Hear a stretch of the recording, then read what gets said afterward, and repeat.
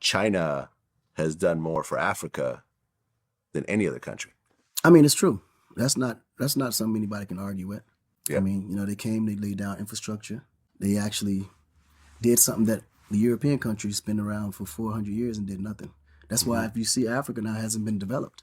This was the responsibility of France, Great Britain, Italy, Germany. These guys have been in Africa forever, and it's never been developed. China just started putting interest in Africa. Now you have roads, roundabouts, like they're actually putting structure down.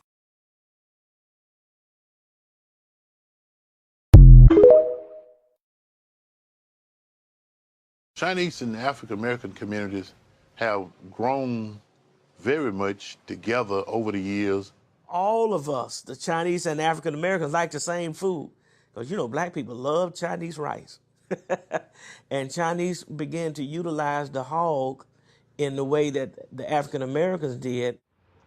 I was surprised to find out that their store was in the middle of a predominantly black community, and that pretty much their entire client base, customers, were black.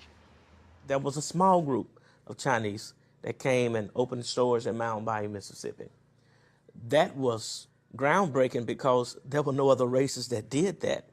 And even unto this day, no other races did anything like that. Only the Chinese.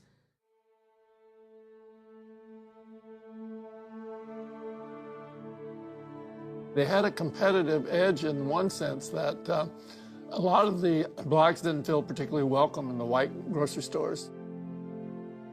I would say we had better experiences with the Chinese families here than we did most of the white families here. Growing up in Mississippi in the 40s and 50s, there were certain people we knew to just stay away from. The Chinese people mostly was people that made you feel welcome and at home, and we didn't have to be afraid to be around them. The blacks had a respect for the Chinese.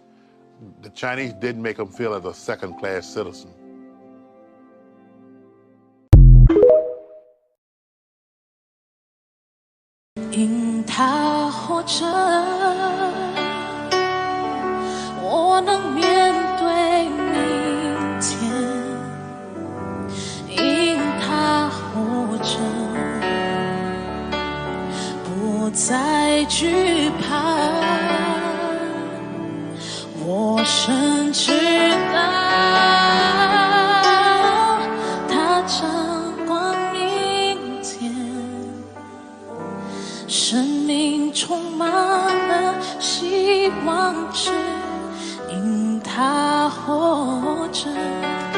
One more time. 因它活着，我能面对明天。因它活着，不再惧怕，我深知道。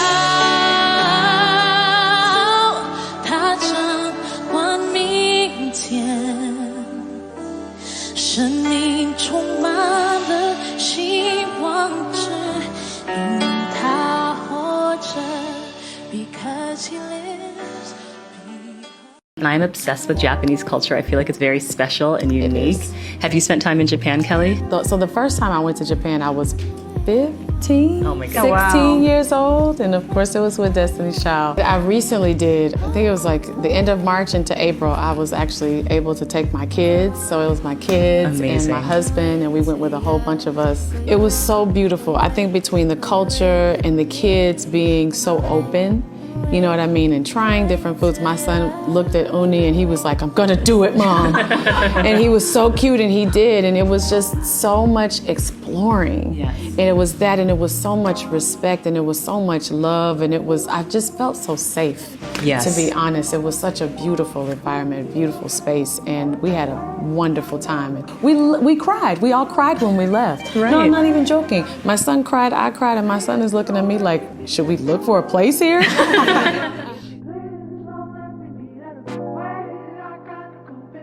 Actually, it was Chinese immigrants and Black Americans who were considered the two groups who could not be assimilated.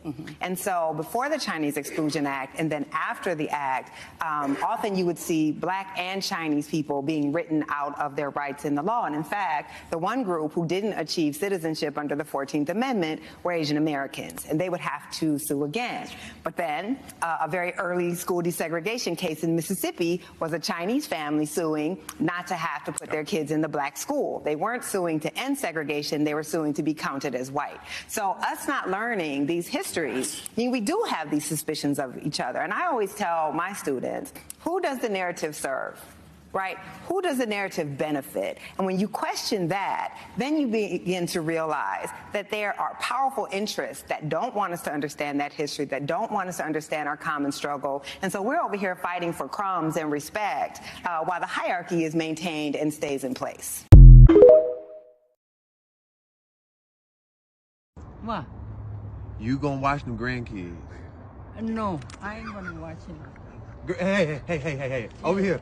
I don't watch it y'all already, so. Oh, you don't watch that? Listen. Yeah, I've been watching y'all, you know, grow up. Grandma. And now I need to go. It's fun. You already been having Relax fun. You done went to your cruise ships. You done went to the Grand Canyon. You done came back with souvenirs. Just I got a baby on the way. You gonna watch them kids. No, I don't want to hear that bullshit.